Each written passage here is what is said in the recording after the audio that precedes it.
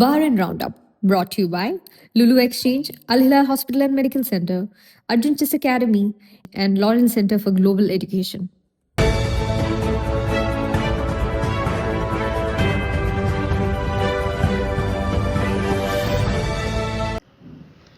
നമസ്കാരം. ഇന്ന് ജൂലൈ 28 ചൊവ്വാഴ്ച. 4PM ന്യൂസ് ബഹ്റിൻ റൗണ്ടപ്പിലേക്ക് സ്വാഗതം. കിരീടാവകാശിയും പ്രധാനമന്ത്രിയുമായ Prince Salman bin Hamad Al ഖലീഫയുടെ അധ്യക്ഷതയിൽ വാരാന്ത മന്ത്രിസഭാ യോഗം ചേർന്നു. ഈജിപ്ഷ്യൻ പ്രസിഡന്റുമായുള്ള ഹമ്മദ് രാജാവിന്റെ കൂടിക്കാഴ്ചയെ യോഗം പ്രശംസിക്കുകയും മലേഷ്യയിൽ നടക്കുന്ന ഫോർമുല 1 റേസിന് ആശംസകൾ അറിയിക്കുകയും ചെയ്തു. മനുഷ്യക്കടത്ത് തടയുന്നതിൽ ബഹ്റൈൻ നൽകുന്ന പ്രതിബദ്ധത മന്ത്രിസഭ ആവർത്തിച്ചു. കൂടാതെ നടപ്പുവർഷത്തെ ഒന്നാം പാദ സാമ്പത്തിക അവലോകനം ഉൾപ്പെടെയുള്ള സുപ്രധാന റിപ്പോർട്ടുകൾക്ക് യോഗം അംഗീകാരം നൽകി. ആഗോളതലത്തിൽ വർദ്ധിച്ചുവരുന്ന സംഘർഷങ്ങൾ നേരിടാൻ അന്താരാഷ്ട്ര സമൂഹം അടിയന്തരമായി ഇടപെടണമെന്ന് ബഹ്റൈൻ ആവശ്യപ്പെട്ടു. UN സുരക്ഷാ കൗൺസിൽ യോഗത്തിൽ അംബാസഡർ ജമാൽ ഫാരസ് അൽ റോവയാണ് രാജ്യത്തിന്റെ നിലപാട് വ്യക്തമാക്കിയത്. GCC രാജ്യങ്ങൾക്കും ജോർദാനും നേരെ ഇറാൻ നടത്തുന്ന ആക്രമണങ്ങളെയും ഹോർമൂസ് കടലിടുക്ക് അടച്ചിടാനുള്ള നീക്കങ്ങളെയും ബഹ്റൈൻ ശക്തമായി അപലപിച്ചു. തർക്കങ്ങൾ സമാധാനപരമായി പരിഹരിക്കാൻ ചർച്ചകളും മധ്യസ്ഥ ശ്രമങ്ങളും ശക്തിപ്പെടുത്തണമെന്നും അദ്ദേഹം ആവശ്യപ്പെട്ടു. GCC അംഗരാജ്യങ്ങളിലെ സായുധ സേനകളെ പങ്കെടുപ്പിച്ചുകൊണ്ട് ബഹ്റൈൻ ഡിഫൻസ് ഫോഴ്സ് സംഘടിപ്പിക്കുന്ന ബഹ്റൈൻ ഷീൽഡ് സംയുക്ത സൈനിക പരിശീലനത്തിന് തുടക്കമായി. ഈ മാസം 30 വരെ നീണ്ടുനിൽക്കുന്ന വിപുലമായ സൈനികാഭ്യാസങ്ങൾക്കാണ് രാജ്യം വേദിയാകുന്നത്.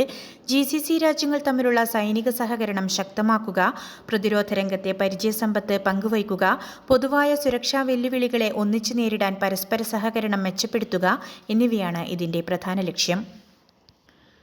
സൗദി അറേബ്യയിലെ പെട്രോളിംഗ് കേന്ദ്രങ്ങൾ ലക്ഷ്യമിട്ട് ഇറാന്റെ പിന്തുണയുള്ള സംഘടനകൾ നടത്തിയ ഡ്രോൺ ആക്രമണത്തെ ബഹ്റൈൻ ശക്തമായി അപലപിച്ചു.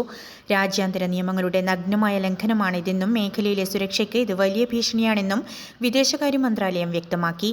രാജ്യത്തിന്റെ പരമാധികാരം സംരക്ഷിക്കാൻ സൗദി സ്വീകരിക്കുന്ന എല്ലാ നടപടികൾക്കും ബഹ്റൈൻ പൂർണ്ണ പിന്തുണ പ്രഖ്യാപിച്ചു. ആക്രമണശ്രമം തകർത്ത സൗദി വ്യോമസേനയുടെ കാര്യക്ഷമതയെ ബഹ്റൈൻ പ്രശംസിച്ചു. സാമൂഹികക്ഷേമത്തിലും ജീവകാരുണ്യ പ്രവർത്തനങ്ങളിലും കാൽനൂറ്റാണ്ട് പൂർത്തിയാക്കിയതിന്റെ ആഘോഷ നിറവിലാണ് ബഹ്റൈൻ റോയൽ ഹ്യൂമാനിറ്റേറിയൻ ഫൗണ്ടേഷൻ. മാനവിക പാരമ്പര്യം എന്ന പ്രമേയത്തിലാണ് ആഘോഷങ്ങൾ നടക്കുന്നത്. 2001 അനാഥർക്കായുള്ള സ്പോൺസർഷിപ്പ് കമ്മിറ്റിയായി തുടങ്ങി ഇന്ന് രാജ്യത്തിനകത്തും പുറത്തും സമഗ്രമായ ജീവകാരുണ്യ വികസന പദ്ധതികൾ നടപ്പിലാക്കുന്ന പ്രമുഖ സ്ഥാപനമായി ഇത് മാറി.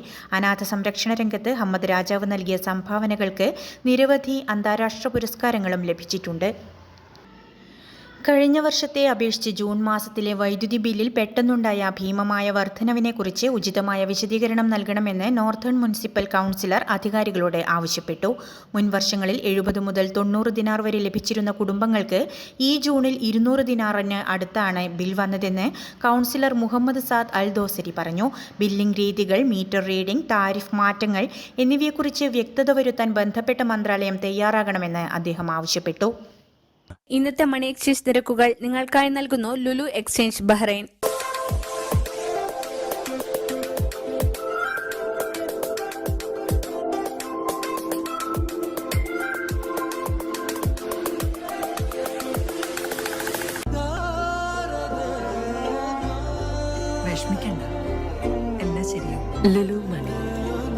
ഇന്നത്തെ സ്വർണ്ണ നിരക്ക്